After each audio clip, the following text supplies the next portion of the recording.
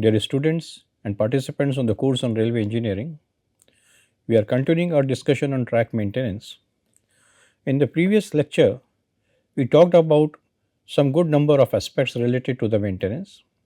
They were annual maintenance schedule, mechanized track maintenance, systematic packing, picking up slacks, and through packing. Now, in today's lecture, we will be talking about the systematic overhauling, lubrication of the rail joints in terms of the insulated rail joints as well as the glued insulated rail joints, deep screening of the ballast, and the lifting and lowering of the track. So, let us start our discussion with systematic overhauling. Now, overhauling should be done using SBCM for cleaning of the shoulder ballast. Now, SBCM, this is shoulder ballast cleaning machine. So, whatever shoulder ballast is there, now as we are going into the mechanized systems, so this machine can be utilized. You can see one of that machine on the right hand side in the photograph being shown, where the ballast from the shoulder is being taken, and then once it is being cleaned, it is again being placed back in position. The length of the section to be overhauled should be such that the complete overhauling of the track will be accomplished within a specified period, which is normally 3 to 5 years.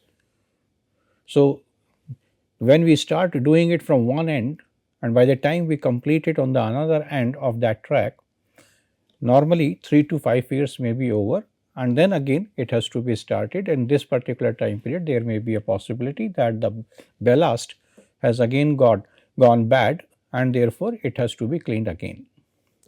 The crib ballast should also be shifted to shoulders for screening by the machine, which should again be put back in the crib portion. All the loop lines should be shallow screened or overhauled once in 7 years or more frequently if there is a requirement.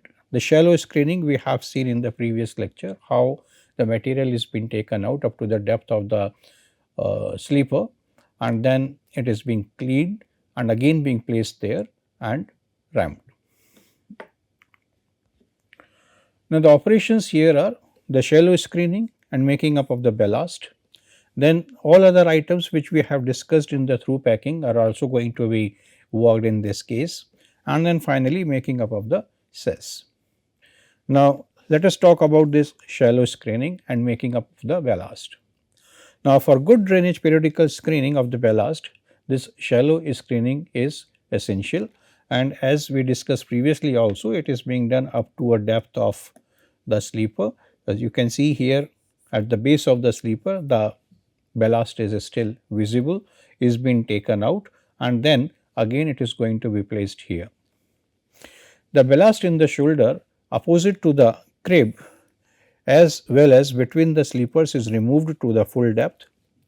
The slope is given at the bottom, sloping away from the sleeper ends.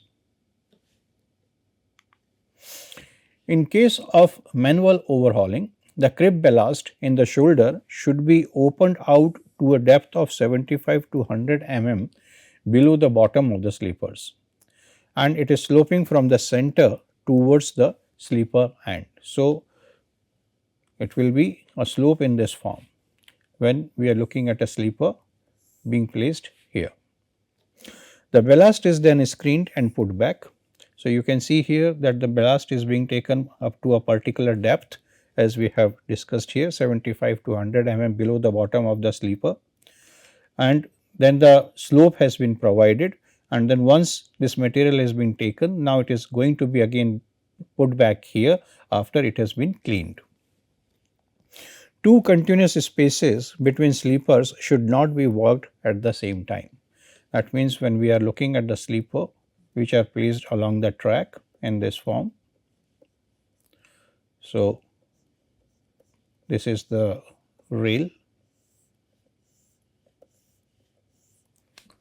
So, what it says is that two continuous spaces, so that means that these continuous spaces, they should not be worked at the same time, and this is what we will be seeing further also. The screening should be progressed in alternate panels of one rail length. Not all panels be stripped of the ballast simultaneously. So, whatever the rail lengths are available, if you are talking about this as a rail length, and then again a rail length is provided further. So, if working is going on in this particular section, then this section will not be taken up, or another section at the back will not be taken up. So, at one rail length section is being taken, and then alternate panels is being done. So, once it is being done, you can go forward, and then again you can come backward and move forward. So, here in this photograph, now you can see that the cleaned ballast has been placed back. So, this is a cleaned ballast which is being placed back by the machine. It is being taken first of all, and now is being packed here. Now, where drains across the track exist, they should be cleaned and filled with boulders or ballast to prevent packing from working out and forming slacks. So, this is another thing which is to be taken care of. So, if there are drains which are being provided, many of the times it may happen that between the two tracks a drain is provided here. So, the material which is going inside that will also going to choke it out. So, here we are seeing that these are cleaned, filled with boulders or ballast to prevent packing from working out and forming the slacks. After screening, full ballast section should be provided, extra ballast being run out in advance for the purpose. That means, whatever extra requirement is there has to be arranged in advance on the site and is being placed as a heap on the side of the track. Now, making up of a cess when high should cut along with the overhauling, and when low should be made up. So, depending on the way the cess is available, it has to be reworked and brought to level. Overhauling should be completed before the end of March. So, this is also specified that up to what particular time period this type of work needs to be completed. Another important aspect in the maintenance is the lubrication of the rail joints.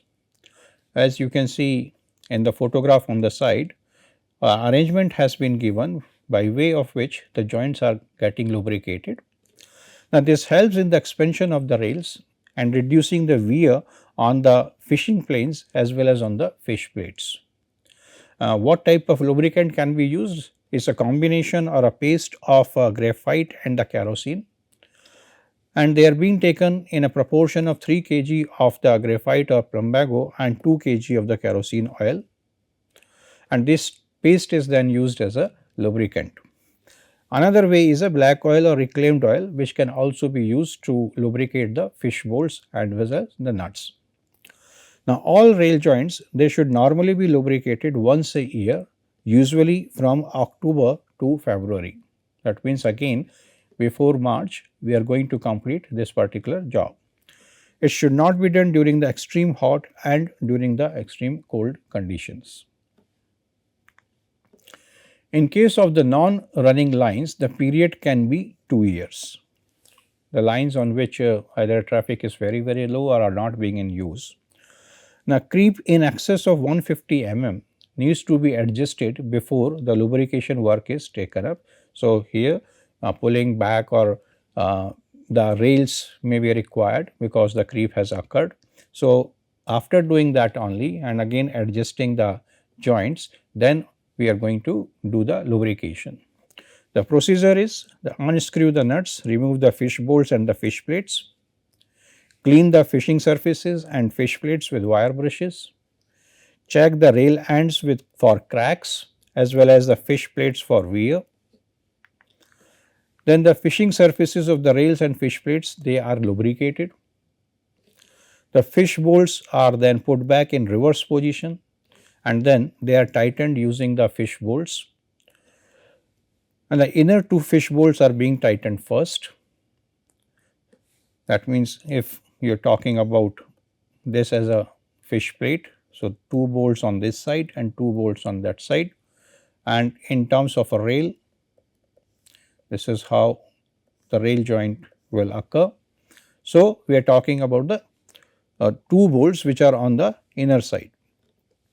Now, while tightening, the over straining of the bolts should be avoided. That means it should not be tightened so much that tomorrow there is a problem, or it may not allow the movement of the rails back and forth depending on the temperature.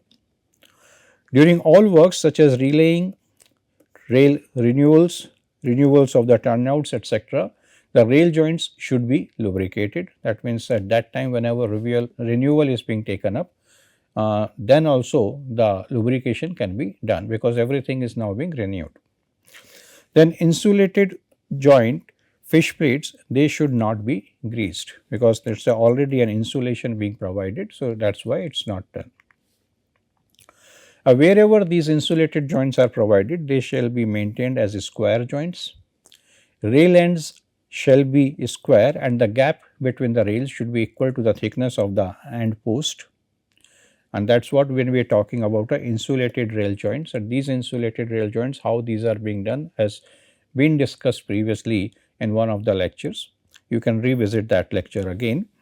The metal bars at the end, if any, should be removed well in time to avoid the short circuiting, because the circuiting is being done, electrified tracks are there, traction is being provided, as well as the signals and telecommunication systems or interlocking systems, they are also working on the basis of electrified systems. The fish bolts must be kept tight and the sleepers well packed in the vicinity of the joints. Rail ends shall be kept free from brake dust, dirt, sand, rust or any other foreign material which may appear there. Talking about the glued insulated rail joints, as you can see in the photograph also on the right hand side, the ballast used in the track in the vicinity of the glued insulated joints shall be cleaned to ensure the efficient packing and drainage, and the ballast shall be clear of the rails and the rail fastenings. Another thing is that in glued joints normally no relative movement occurs between the rails and the fish plates. In case failure of the joints occur by the separation of the rail, here the separation is not there, you can see here the two rails, they are being jointed together. So, if there is a separation of the rail and that is where there is a failure, or there is a failure because of the fish plate surfaces which are having a relative movement, or there is a crack or a breakage, then the damaged glued joint shall be replaced or removed and another new one has to be put in. The track at glued joint and its vicinity shall be kept clean with the efficient drainage. This is another important aspect in this case. Now, coming to the deep screening of the ballast. Now, track on which the deep screening is to be done, it has to be first of all well drained. So, drainage is one important aspect which is to be taken care of. Then due to presence of the bad formation or the ballast attrition, or there is excessive rainfall, or there are fines which are dropping from the carriages, or the ore which is maybe dropping from the carriages which has been hauled along the track by the train. Now, what happens is that the ballast which is provided at the bottom, it gets choked up, and when this ballast gets choked up, then it will create a problem to the drainage on the track. So, water will start stagnating at that location. There may be the water pockets which will get formed, and slowly it will be detrimental to the overall structure at that particular location. Now, in such situations, it becomes necessary to screen the entire ballast right up to the formation level. Now, when we are talking up to the formation level or a sub ballast level, that is what is a deep screening.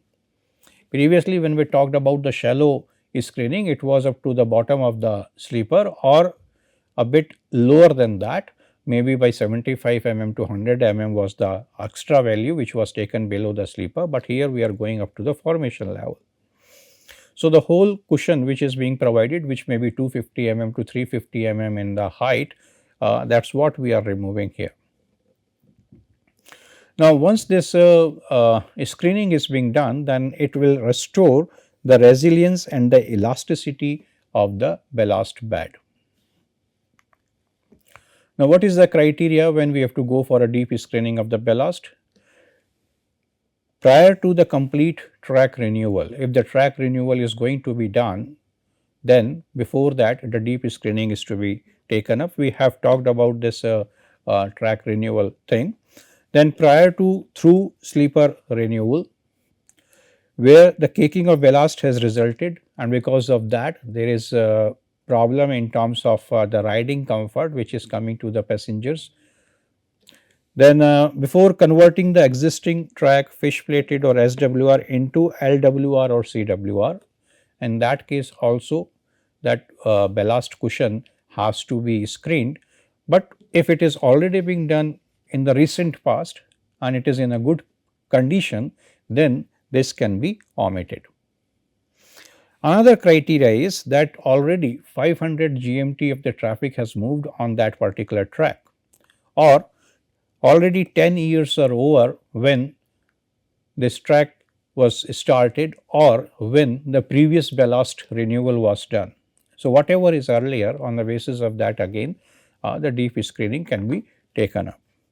In the case of loop lines, this time period is being taken as 15 years. If the existing clean ballast cushion is less than 150 mm, then in that case also the deep screening of the ballast can be taken up. Now, what is the procedure? Now, here we are talking about the manual procedure, but then this manual procedure is not considered for the LWR sections, the long welded rail sections. So, we take a longitudinal section of the track with the rail levels at every 30 meters. In station yards and run through lines, it is taken as 50 meters. So, we are taking a distance in this form. Now, on this particular distance, the longitudinal as well as the cross sectional levels, they are being taken. Humps, sags, unevenness, if they are there, they needs to be avoided, removed, and they should not be present when we are starting our work. So, beforehand we have to take care that these are not there. Then arrange for additional ballast at the site. We have been talking about this from time to time whenever we have discussed about the screening of the ballast or the maintenance of a track, that additional ballast may be required and therefore should be arranged in advance. New ballast should not mix with the unscreened ballast.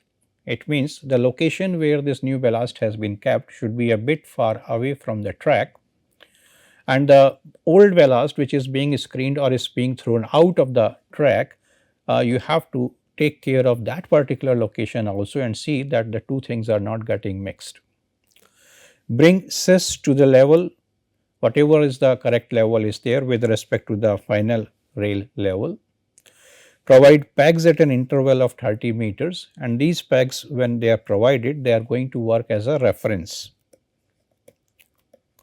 So, these pegs are going to define not only the alignment, they are also going to define the levels here.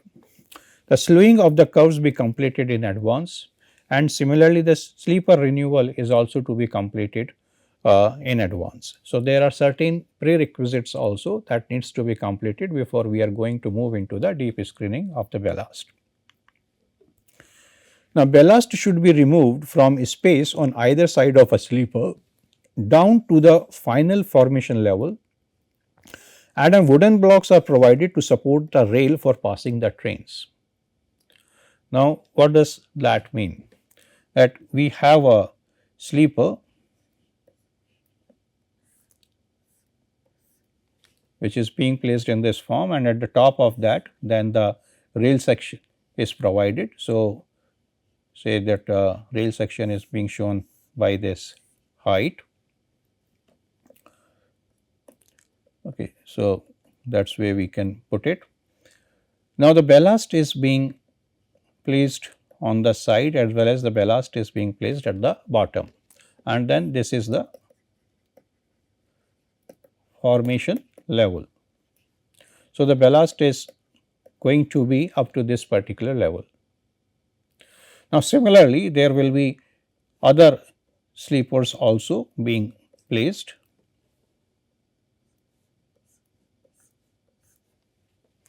and then below that also there is a ballast up to the formation level. So, what it says now? Ballast should be removed from space on either side of the sleeper. Say if we are considering sleeper 1. So, there is a ballast on this side that is left, and there is a ballast on the right hand side. So, first of all we are removing that ballast. So, the ballast which was coming up to the level of the sleeper, that ballast we are removing and going up to the formation level. But this ballast which is there below the sleeper is not being removed. And once this ballast is being removed on either of the side, the another thing which we are doing is to put a wooden block. So, a wooden block is going to be placed here, and this wooden block will give the support to the rails. So, this is the first point which is being enumerated here. Now, remove the ballast from under the sleeper 1 down to the formation and sub formation level, whatever is those are there. Now, this particular ballast can be removed. So, we are taking this ballast out. Now, this sleeper will remain in position because it is already being tied with the rails. So, it is not going to come down. Now, screen the ballast and place back under the sleeper 1 and pack the ballast. So, now this is being taken out, screened and then placed back.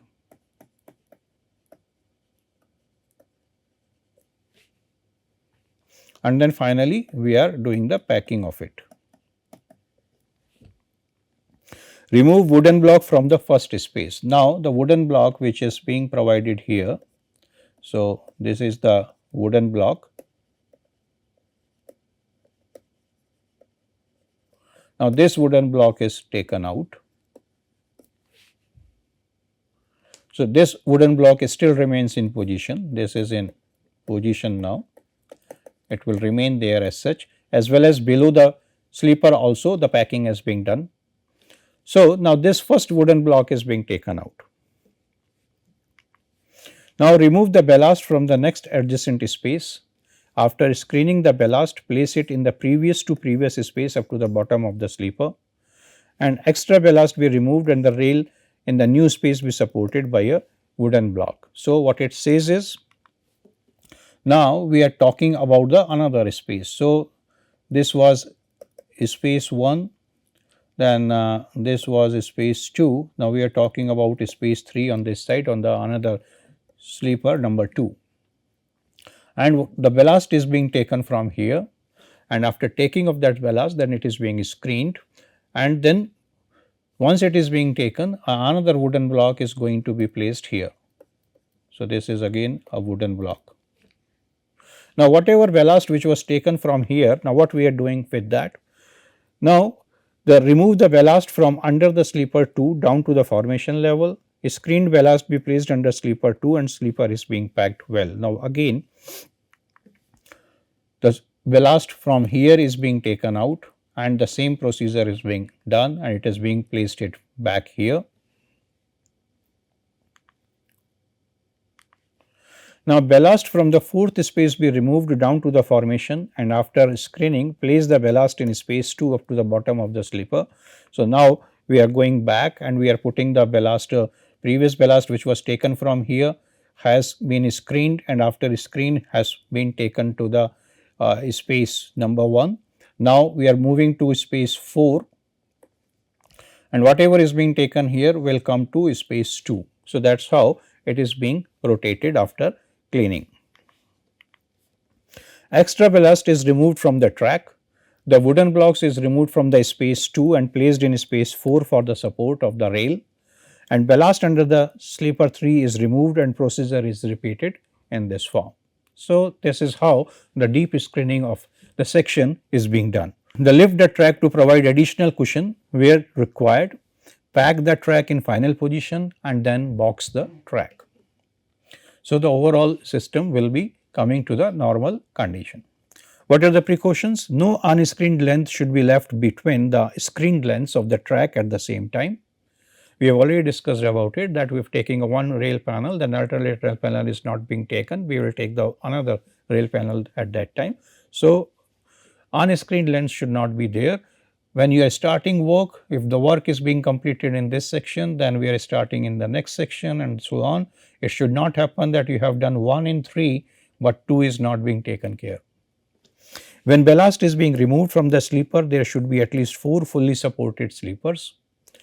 Lifting should be limited to 50 mm at a time. This previously also we have discussed. It should be checked that packing, cross levels, grade runoffs all are satisfactory before closing the day. The speed restrictions of train should be 20 kilometers per hour. It can be raised gradually and restored on the 21st day. That means there is a big time period which it takes when you are working with the manual method. With the machine packing, the normal sectional speed can be resumed on the 10th day itself. So, there is a direct saving of 11 days when you are going with the machine packing system. We have already looked at the types of the machines which can be there. The TTM is there, which is used to just pack the ballast. Now, here in the case of the manual packing, what is the sequence and in which particular day what is being done and what are the speed restrictions which needs to be followed is shown. Here you can see it is going from first day to the 19th day. So, in the first day deep screening is done and the initial packing is done and speed is being restricted to 20 kilometers per hour. Then second day the first thorough packing, third day the second thorough packing is being done. Again the speed restriction remains as 20 kilometers per hour.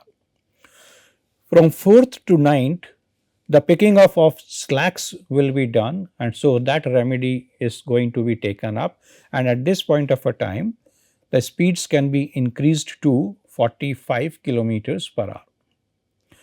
10th day again we are going for the third through packing, speed remains 45, and then after that when we are moving forward we are picking up the slacks as required and then doing the through packing. So, 75 kilometers per hour is the speed which can be allowed during this particular period. But when you are talking about the machine packing, so here it goes up to the 10th day. So, when you start on the first it is the deep screening, second day first machine packing, third to fifth picking up of the slacks as required, then sixth again second machine packing, 7th and 8th again we are working with the slacks, 9th comes the third machine packing, and on 10th now the things are going to be normal, and in that case on 2 days only the speed restriction is of 20 kilometers per hour and then it becomes 45 kilometers per hour from 3rd to 6th day, and then 7th day onward up to 9th it is 75, and after that it comes back to the normal speed. Now, there is a ballast cleaning machine also. If we are using this ballast cleaning machine, this ballast cleaning machine can be used with 2 other machines. One is TTM and another is DTS. TTM is tie tamping machine and DTS is a dynamic track stabilizer. So, the screening by BSM is being done, ballast equalization followed by the initial packing and the initial stabilization by DTS. So, it is being done on the first day and the speed in this case is higher, it is 40 kilometers per hour. Then the second day first tamping is being done, it is followed by again the stabilization of the track using DTS. Here again 40 kilometers per hour is the speed. Then we move into the third day, the survey of the track is being done to check out that all of the parameters are fine, and then boxing, ballast section and tidying is being done. The speed is not changing, we are maintaining the same speed as 40 kilometers per hour. Second round of tamping followed by the stabilization. So, that is a 4th day and the speed is 40 kilometers per hour. Then on 5th day again the speed remains as 40 and we are again doing the same type of a survey and we are working with the design tamping mode of boxing, ballast sections and tidying. 6th day the third tamping takes place, and this third tamping is also being followed by the DTS, that is the track stabilization, but here now we are increasing the speed to 75 kilometers per hour. And 8th day we are coming to the normal condition, that means now again there is a saving of 2-3 days with respect to the previous machine work. So, inspection is being done, everything is being found okay, and now we are moving to this condition. Now, there are some precautions which needs to be taken when we are working with BCM along with TTM and DTS. So, whatever the precautions which are taken in the LWR or CWR tracks, they are going to be followed here. Then cutter bar it shall be removed after the completion of the day's work, ballast filled, packed and stabilized using the TTM and the DTS. Ramps shall not be located in locations where there are level crossings, there are girder bridges, or on the curves there are transition portions. They should be kept minimum 2 rail length away if at all the ramps are going to be there. Then in case of malfunctioning of the TTM or DTS, then what needs to be done? So here now the deep screening work is going to be stopped, and the section of track which is not dammed and which is not being stabilized so far, that is attended manually. And it means now we will be doing ramming of the ballast, we will be correcting the track geometry by the manual means, and once it is being done, then only the track is going to be operated further. But because all of these works are going on at this particular time period, the speed restrictions are still going to be followed.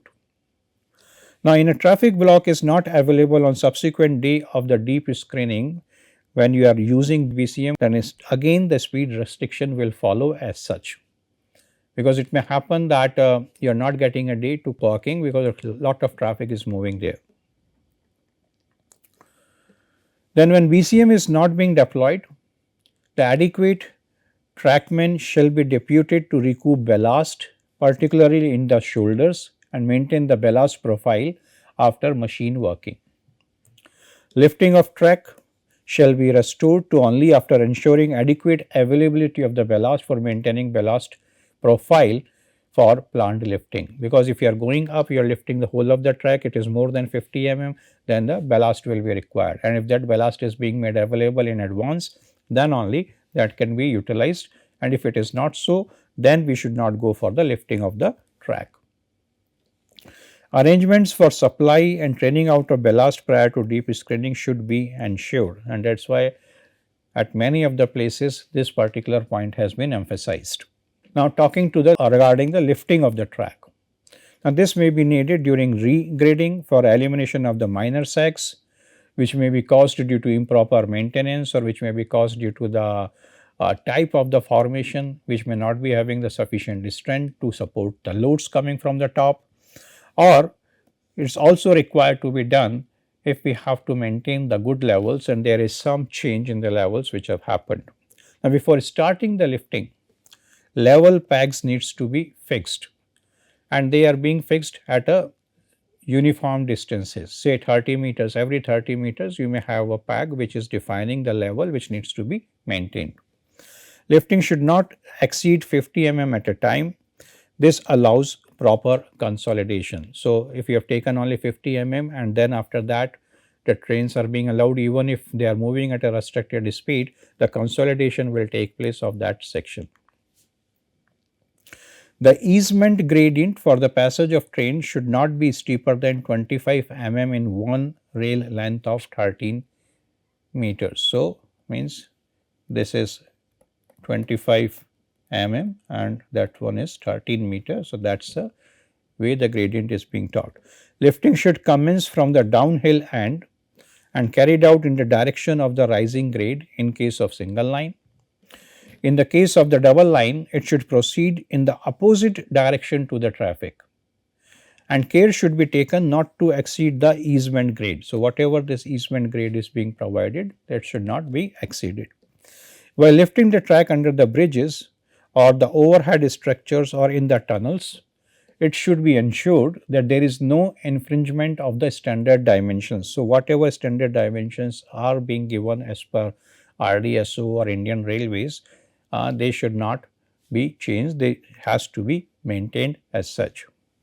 In the case of curves, it is usual to set the inner rail to the correct level and the grade, and to raise the outer rail to a given value that is defined as super elevation.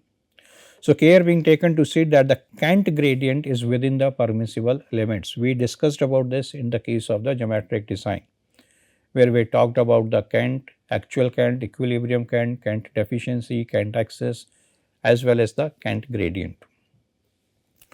The operation should be repeated until the required level is attained, and the track should be finally blasted, through packed, boxed, the sash being made up to the proper level.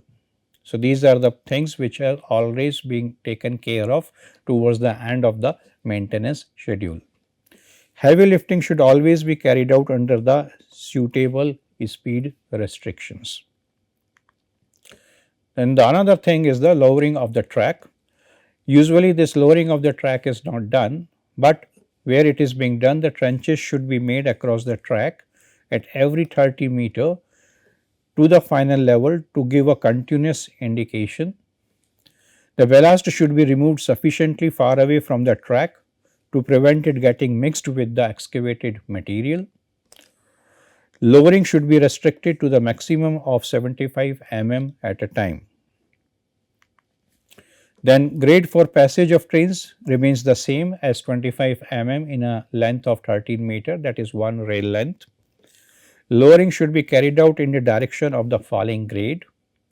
The procedure is, first of all, create the space between the sleepers, then slightly lift the track, break the packing beneath the sleepers and level it into the space between the sleepers. Remove the material, repeat the operation until the final level is reached. Then the track is ballasted, through packed and boxed, as well as the sash is being maintained to the correct level. So, that is how the lowering of the track is being completed. So, with this we are closing our this particular discussion. What we covered was the systematic overhauling, the lubrication of the rail joints, and in the case of that the insulated rail joints and the glued insulated rail joints both were taken care of. And then we have discussed about the manual and the mechanical way of a deep screening, what are the schedules, what are the speed restrictions in that, and finally the lifting and lowering of the track was taken up. Thank you. We will be meeting in the next lecture. Till then, bye.